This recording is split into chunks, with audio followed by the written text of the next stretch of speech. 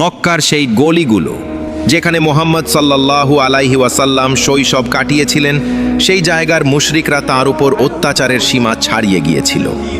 যখন আবু জাহল এবং তার সঙ্গীরা নবীজি সাল্লাল্লাহু আলাইহি ওয়াসাল্লামকে মক্কা থেকে বের করে দেওয়ার এবং তাকে ক্ষতি করার ষড়যন্ত্র করল, তখন আল্লাহর হুকুমে নবীজি সাল্লাল্লাহু আলাইহি ওয়াসাল্লাম তার প্রিয় শহর মক্কা ছেড়ে মদিনার দিকে হিজরত করলেন।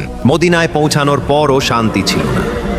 আবু জাহল একটি বড় সৈন্য দল নিয়ে মদিনায় আক্রমণ করার সিদ্ধান্ত নিল। তখন শুরু হলো ব্যাটল অফ বদরের প্রস্তুতি। নবীজি সাল্লাল্লাহু আলাইহি ওয়াসাল্লাম মুসলমানদের বললেন, আজ সত্য ও মিথ্যার ফয়সালা হবে। এদিকে দুই ছোট ভাই মুয়াদ ইবনে আমর এবং মুয়াউইদ ইবনে আফরা তাদের মায়ের কাছে গেল।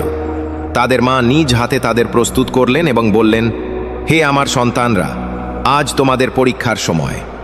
নবী সাল্লাল্লাহু আলাইহি ওয়াসাল্লামের সম্মানের জন্য নিজের জীবনও দিয়ে দিও, কিন্তু কখনো পিছিয়ে যেও না। মা সেই দুই ছোট মুজাহিদকে নবীজি সাল্লাল্লাহু আলাইহি ওয়াসাল্লামের দরবারে পাঠিয়ে দিলেন। যুদ্ধক্ষেত্রে আব্দুল রহমান ইবনে আউফ দাঁড়িয়েছিলেন। হঠাৎ সেই দুই ছোট ভাই তার হাত ধরল এবং আস্তে করে জিজ্ঞেস করল, চাচা যান, আমাদের বলুন তো আবু জাহল কোথায়? আমরা শুনেছি সে আমাদের প্রিয় নবী সাল্লাল্লাহু আলাইহি ওয়াসাল্লামের বিরুদ্ধে বেয়াদবি করে। আল্লাহর কসম, যদি সে আমাকে সামনে পায় তাহলে হয় সে বাঁচবে না, নয়তো আমি বাঁচব না।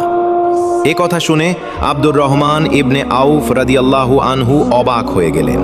তিনি যখন আবু জাহলের দিকে ইশারা করলেন, তখন সেই দুই ছোট সিংহ বিদ্যুতের মতো সৈন্যদল চিরে এগিয়ে গেল। আবু জাহল তখন ঘোড়ার উপর অহংকার নিয়ে দাঁড়িয়েছিল, কিন্তু সেই দুই শিশু নিচ থেকে তার পায়ে এমন আঘাত করল যে সে মাটিতে লুটিয়ে পড়ল। ইসলামের সবচেয়ে বড় শত্রু এই উম্মতের ফেরাউন দুই ছোট শিশুর হাতে অপমানিত হয়ে পড়ল। এরপর আব্দুল্লাহ ইবনে মাসুদ তার মাথা কেটে নবী সাল্লাল্লাহু আলাইহি ওয়াসাল্লামের সামনে নিয়ে এলেন। সুবহানাল্লাহ! এটাই ছিল সেই মা এবং এটাই ছিল সেই সন্তানরা যাদের হৃদয়ে নবী সাল্লাল্লাহু আলাইহি ওয়াসাল্লামের ভালোবাসা গভীরভাবে ভরা ছিল। আজ কি আমাদের সন্তানদের মধ্যে সেই একই অনুভূতি আছে?